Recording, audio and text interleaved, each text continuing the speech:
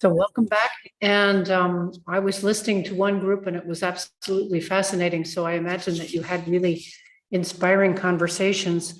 I would like a member of each of the groups to perhaps highlight key points that were made in terms of what was important, why these issues were important, and what we might consider doing next. So I'm going to start with Carolina. Yes, I'm here. I just couldn't find the click to unmute the microphone. So really, I think we had a great discussion, and what happened, the willingness of people to share their own experiences with other people, and which is a big deal. And also what happened is we got to know the differences between the different, not only different people, but different institutions, but also to have a glimpse in the different countries. So it was really great. And then we found out that this is important because now we know what to focus on, like education, prevention, policies as the umbrella terms for everything we will try to, and we are working on, and we will work on. And that we know that education is so important because everybody should be educated to accept other people and to know how to address to other people, to different sex orientations, or to not to harm anyone. And also teachers should be educated to make all students comfortable. Also international students. We cannot forget about international students who also, regardless the sex orientation, gender, should feel welcomed at our institutions. And then what are we going to do? Well, maybe some concrete steps, like a plan. We should have a discussion at the universities how to make a concrete plan and steps, even if we know that this is a process that will take some time because big changes need time. We should create different vocabulary, guidelines, gender neutral formulations, and such stuff. And of course that on different institutions we have different levels of let's say, can't find the word, different levels of engagement. Yes, but we should just cooperate now, and then we have to have a strong plan. Thank you. Constanza. I've also difficulties to find my own. Just open the Google Docs. So what has happened? I think one of the highlights was that the majorities have to be aware that they are majorities. This was a key finding, for instance, concerning the choice of instruments, and on the other hand, that my participants, they felt lucky that they themselves, that they don't have bad experiences, but they heard others in these 2 days, and that was very moving. And I think that was very important and necessary that we in this group had this very open exchange. And this is even something that some of my participants want to bring back to their institutions immediately, because that's something where Zoom really can help, because you then can have these small breakout rooms with nobody listening, and you can really share your experiences in a safe space. So this was inspiring for some of my participants just to do it immediately afterwards in their institutions. What was overall a very important task for my group, that we should really start in all our institutions at once. even if the topic is a bit difficult, that was also a feedback in my group that what we talked about yesterday about gender and harassment and how to talk about it was really not easy, but we've learned very much ourselves. And what we have learned, we should give back to our institutions and start with workshops and start with policies. And even if so many institutions already have these policies, nobody knows them. So we should try to make them more visible on our web pages, as posters in the buildings. And a very important thing was in as many languages as are spoken at the university, so that really everybody understands what the institution stands for. So I think that some of our findings. Great, thank you very much. Megan. Yeah, we had a really, really great conversation. The first thing that was highlighted was the differences between institutions and different countries. So that was brought up again, that it is so different in every college. And we also found out that some places have no policies and this needs to be changed, but also some places do have policies and they're not followed. So we can see other institutions leading by a good example, but we also need to follow these policies within these institutions. I'm going to keep going. So within the second question, as long as people are treated differently, we need this discussion to fix these issues, was one of the points that came up.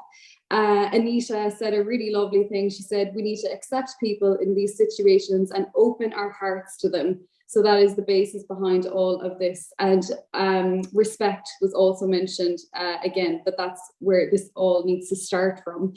Let me see. And then what can we do now? So we need to talk about these problems and start to think about prevention and support different cases.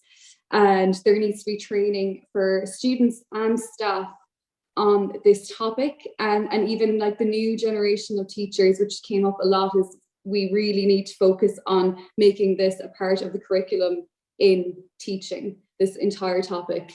And also we need to examine if the workshops and training that will be given, if they actually work or not. So take it that step further. And finally, now that this topic, which used to be so taboo, now that we are talking about it, we need to continue to talk about it and never let it be brushed under the carpet again, is what was said in our group. So thank you so much to my group. You were brilliant. Thank you, Megan. Can we hear from Jesus? Yes, I'll read just a few highlights from each question, right? In the question what, we had different answers, and I stand out like different understanding of the topics in different countries and different institutions. There are unclear policies or none. The boundaries for teachers are not very clear. Different speeds in applying or implementing solutions. And the same issues appear in all the institutions. In the question, so what, we highlight that the information is needed. Development of knowledge of rules and regulations is needed. Sharing the experience of the assembly, of this assembly, opens lots of minds. So some people in my group suggested that we should share these communications. Also, communication with all members of the institution and with other institutions should be important. And compulsory percentage of female teachers should be attended. And for the last question, now what? I highlight 3 sentences. Update regulations, and if there isn't any, make regulations. Mandatory training and sensibilization, well, on all members of institutions on the big problems. And the last one, promotions of workshops or creating the appropriate environment to facilitate the communication. Thank my group. Thank you very much. Great. Can we hear from Anna? Yes, well, we heard a lot of same things as I have written from my group, and thank you for a wonderful cooperation. So I will just try to say something that wasn't heard before. We, for example, said that it's so important to make networks of care, but in a systematic way, like a systematic support system, even in collaboration with the wider society, for example, for psychological help and so on. Then we miss a bit a discussion about men and women harassment, and it was very important to address that too. Also, it's important to provide safe, inclusive, and equal environment within and outside institutions, so in the profession in general.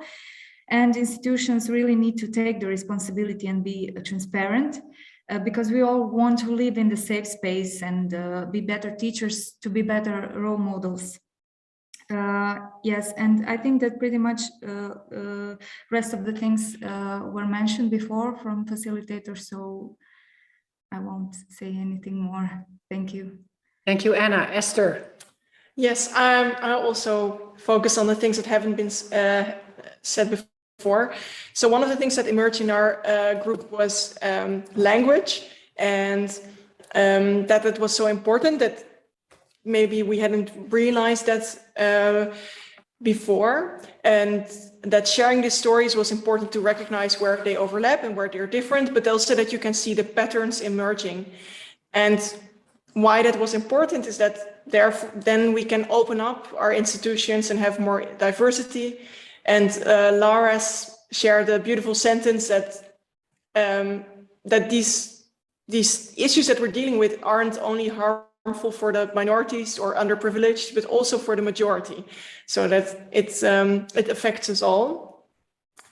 And now what? So what actions make sense? We had a long list, so good luck for it. Like, I think we'll have a long list at the end of this day, so where we can do hard work on that. One of the things that was said was a toolbox, so including the language, but also policies that should be developed and implemented. Specifically for harassment, that there should be a safe way to report, so anonymous or through an external figure, and that there should be maybe more education around awareness, or, for example, through a think tank that connects and keeps having these discussions and share stories and practices from everywhere. Thank you. Wow, really impressive. Can I add just one sentence, as Carolina? Yes. I have to say it because one of the participants said something that really touched my heart, and I didn't say it, I forgot, on the question on why. And I think this is really important right now, especially in the situation we are. Why this is important, our assembly and this all talking, because we are all humans and we all have or must have the same rights. Thank you. Well, that's the final word. You have the final word there. That's a very appropriate sentence.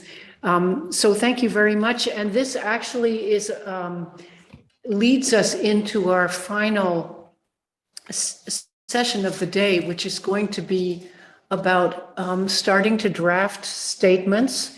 And we are going to be in 7 different groups. And we're going to look to develop a few recommendations in each group.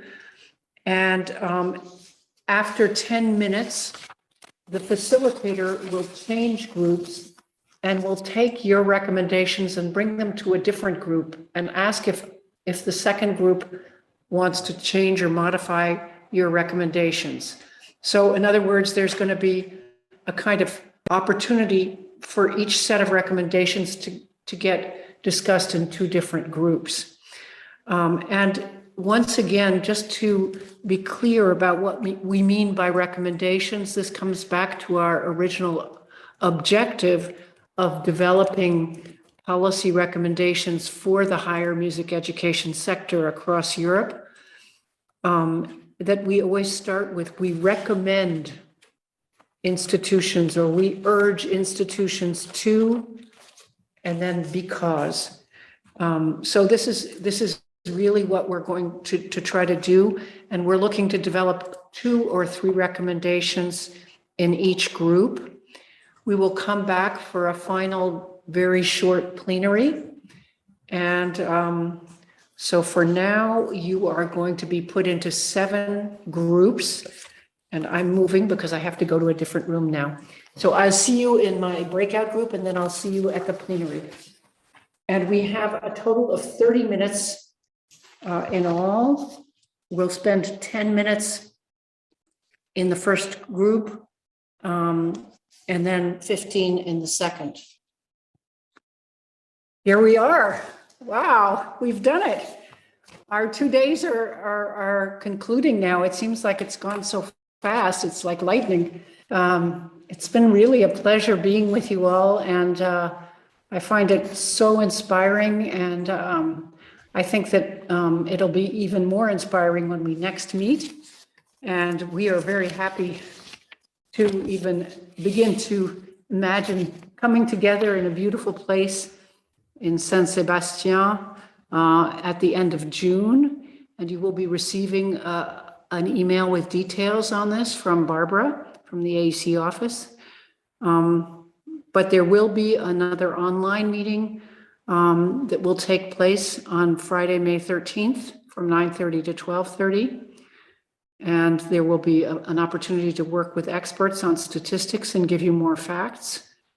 And we will once again vote on the statements online like last time, and the statements which we hope we will have improved by our 2-part exercise just now. And once again, we're also going to ask for your feedback. And I just had an informal conversation with a few people who suggested that maybe there were so many things happening that it was hard to follow everything all the time. And I think that that's part of the Zoom quandary. But I think that when we're all together in one place and you can have informal conversation over coffee or, over a meal, that you won't feel this same kind of stress. But I think that there's also a general consensus that there's a real European landscape and that there's a real European concern for these issues, even though there's an understanding that the issues translate in different places, and that the concerns may feel that they're at different levels or that they're more or less visible. But I also think that the statements and the conversations I had with my 2 groups suggest that you are really coming together as you have a kind of cohesion as a group and as to what you see as being really critically important. And I think that that's going to make our work all the stronger, and all the stronger in terms of how you go back to your institutions and what you share. So I'd like to ask Esther if she has any further comments to make. I would really also like to thank, really from the bottom of my heart, all the people in the Assembly Working Group who put this together, because they did such a fabulous job. And so that's Carolina, Anna, Esther, Jesus. I'm going to mention Lasse, even though he was unable to be here. Constance. Now I'm going to miss somebody. Esther, who's the chair of the working group. And Megan. Megan, of course. Oh my God, our student star. And then I also would like to thank the editorial board, which has brought together the brief and really does a huge amount of work on developing resources. And it's one thing to be able to talk, but it's another thing to have information. And this whole process is about accessing information and not just speaking off the top of your head without knowing why you are saying something. And I think that what we see in this process is that there's enormous respect and caring among all the participants, so much so that people feel free to share very personal stories that are sometimes extremely painful. And we are really deeply grateful for all that you share and your openness in this process. And finally, I would also really like to thank the university here in Graz, which has welcomed the Assembly Working Group, and Sabine, who is observing us as a member of the steering committee of Prime. And they've made our stay more than comfortable. It's absolutely lovely. And we really just are so eager to meet you in person. It's going to be absolutely fabulous. So I think if there's nothing else, if there's anybody who has a final word or something they would like to share, please do so. We don't want to keep you over schedule. We said this was going to end at 3:30, and that's our plan. But if there's anybody who wants to add anything, please feel free. Carolina is sharing recommendations, which is great. So we'll do that. I just want to give also a big thank you to Gretchen, who brings everything and everyone together. I'm really grateful to be sitting next to her and to doing this together. Yeah, and I just wanted to say that we also get tremendous support from Barbara, who you haven't really seen or heard today, but who has done a lot behind the scenes. She's from the AAC office. There she is, she appeared. She kind of came in as a Star Trek, like zoom me up or down, Scotty, I don't know which one it is. So thanks for being there and for the more technical support, ensuring that we have as smooth Zoom journey as possible. So we will have one more online meeting, like Gretchen said. We have selected the 13th of May, Friday the 13th, because we think that's our lucky day. And we hope to introduce some more statistics there, like Gretchen also mentioned. But I just wanted to add that it's specifically also due to your feedback. So we listen to your feedback, we take it with us, and we try to improve all our coming meetings with your feedback. So we're trying to, somebody said, hey, I love the input from the expert. I love to share my personal experiences, but I can't really relate that to what's happening in the institution or to any numbers. So although maybe it takes us some time, we'll try to integrate it as best as we can. So when we send out the feedback form, we really do, it's not just like a thing to check off and then we forget about it. We really try to do something with it. And so if you have serious concerns, if you have comments, please share them there or reach out to us in a different way.